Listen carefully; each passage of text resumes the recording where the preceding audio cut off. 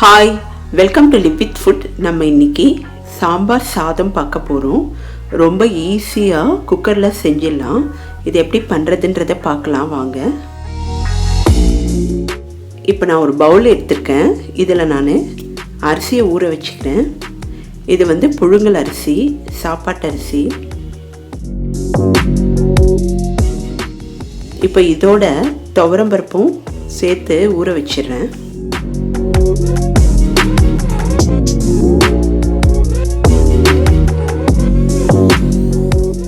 இதை நல்லா 2-3 தடவை கழுவிடலாம். அரை கப்பு புழுங்கல் அரிசிக்கு அரை கப்பு துவரம்பருப்பு எடுத்திருக்கேன்.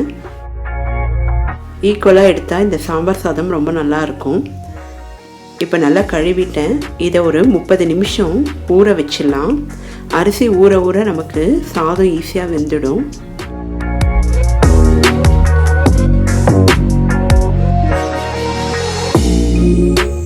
இப்போது ஒரு லெமன் சைஸ் புளியை எடுத்து சுடுதண்ணியில் ஊற வச்சுருக்கேன். இப்போ ஒரு கடாய் எடுத்துக்கலாம். இதில் தேவையான பொருட்களை எல்லாம் நல்லா வறுத்து எடுத்துடணும். இப்போ நான் வெந்தயத்தை சேர்த்துருக்கேன். அடுப்பை நம்ம சிம்மிலேயே வச்சிடலாம். மிளகு கொஞ்சம் சேர்த்துக்கிறேன். கடலைப்பருப்பு சேர்த்துக்கலாம்.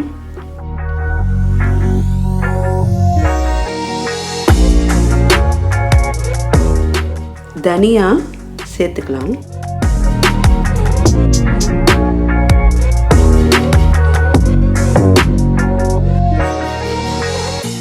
இப்போ நான் காரத்துக்கு சிவப்பு மிளகாய் சேர்த்துருக்கேன்.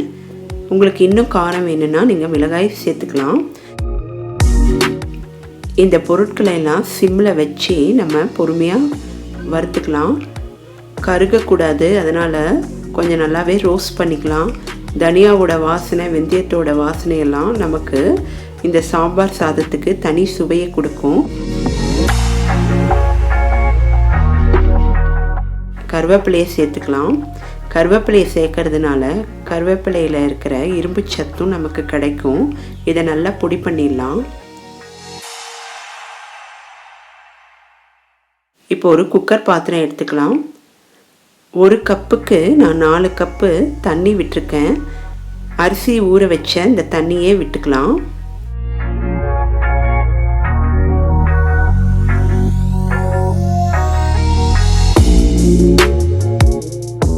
நம்ம ஊற வச்சிருந்த அரிசி, துவரம்பருப்பு ரெண்டுத்தையும் சேர்த்துக்கலாம்.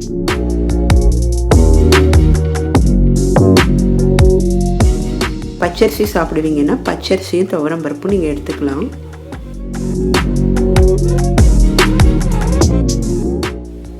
நம்ம பருப்பு, அரிசி ரெண்டையும் குக்கரில் போட்டுட்டோம். காய்கறிகளை சேர்த்துலாம். கட் பண்ணி வச்ச பீன்ஸை சேர்த்துக்கிறேன். உங்களுக்கு என்ன காய் கிடைக்குதோ அந்த காய்கள்லாம் சேர்த்துக்கலாம். கட் பண்ணி வச்ச கேரட் சேர்த்துக்கிறேன்.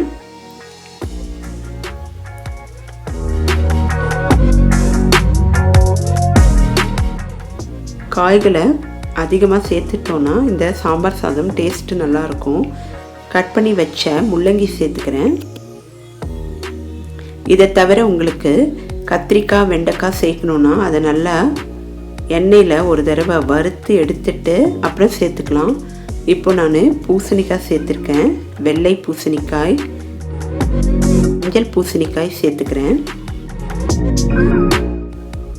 ஒரே அளவில் காய்களை கட் பண்ணி வச்சுருந்தோன்னா ஈவனாக வேகும்.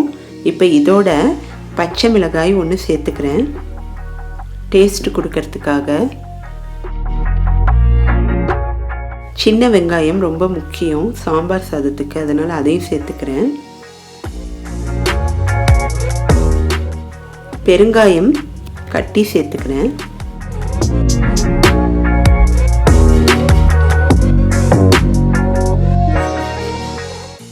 இப்போ தேவையான அளவு உப்பு சேர்த்துக்கிறேன்.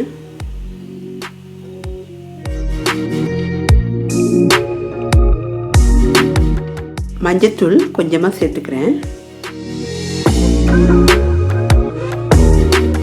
காய்கள்லாம் கட் பண்ணி வச்சிட்டோன்னா ஈஸியாக சாம்பார் சாதம் செஞ்சிடலாம். இப்போ இதை நல்லா மிக்ஸ் பண்ணிடலாம். உங்களுக்கு வேறு என்ன காய்கள் பிடிக்குமோ அதையும் சேர்த்துக்குங்க. இப்போ இதை 4 விசில் மூடி போட்டு வேக வச்சிடலாம்.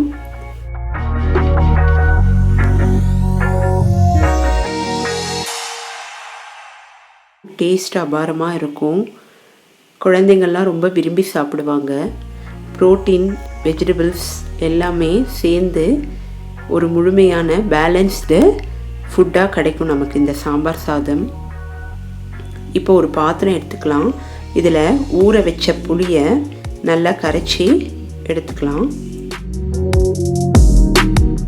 இதோட ஒரு தக்காளியை மிக்சியில் அடித்து எடுத்துக்கலாம். இப்போ அதையும் சேர்த்துக்கலாம். மீடியம் ஹீட்டில் இது ஒரு 10 நிமிஷம் நல்லா கொதிக்க விடலாம். புளியோட பச்சை வாசனையெல்லாம் போகும்.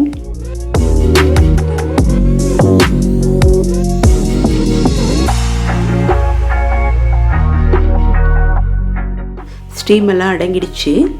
ஓப்பன் பண்ணி பார்க்கலாம். நல்லா வெந்திருக்கு.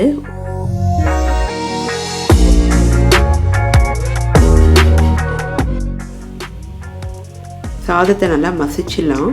இப்போ நம்ம வேக வச்சிருந்த புளி தக்காளி மிக்ஸை விட்டுடலாம். நல்லா கலந்து விட்டுக்கலாம். அடுப்பை சிம்மில் வச்சுக்கலாம். இப்போது கொத்தமல்லியை சேர்த்துக்கலாம். வாசனை நல்லா இருக்கும். கொஞ்சம் ஃப்ரெஷ்ஷாக சேர்த்துக்குங்க.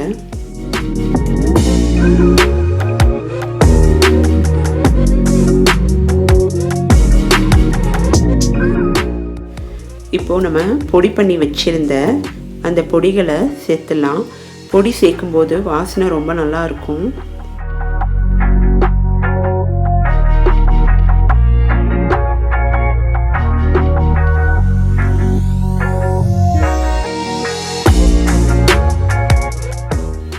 ஒரு கடாய் எடுத்துக்கலாம். நெய் விட்டுக்கலாம். சாம்பார் சாதம் தாளிக்கிறதுக்கு நெய் ரொம்ப முக்கியம்.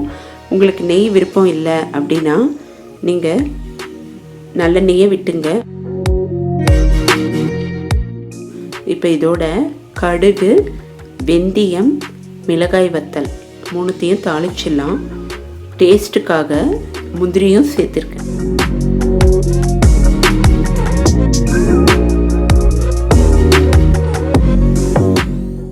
அடுப்பை ஆஃப் பண்ணிவிட்டு நம்ம இந்த தாளிப்பை கொட்டிடலாம். சப்போஸ் முந்திரி இல்லைன்னா சேர்க்க வேண்டாம். விருப்பம் இருந்தால் சேர்த்துக்குங்க.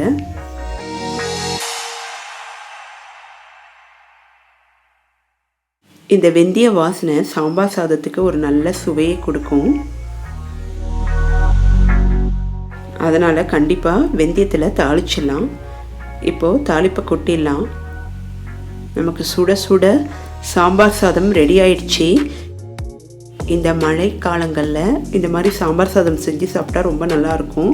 இதுக்கு சிப்ஸு இல்லைன்னா பப்படம் ரொம்ப ஒரு காம்பினேஷன். அப்படி இல்லைன்னா வாழைக்காய் பொடி போட்ட கறி கூட ரொம்ப நல்லாயிருக்கும். ட்ரை பண்ணி பாருங்கள். இந்த வீடியோவை லைக் பண்ணுங்கள், ஷேர் பண்ணுங்கள். மறக்காமல் லிவ் வித் ஃபுட் சேனலை சப்ஸ்கிரைப் பண்ணுங்கள். நெக்ஸ்ட் வீடியோவில் மீட் பண்ணுறேன்.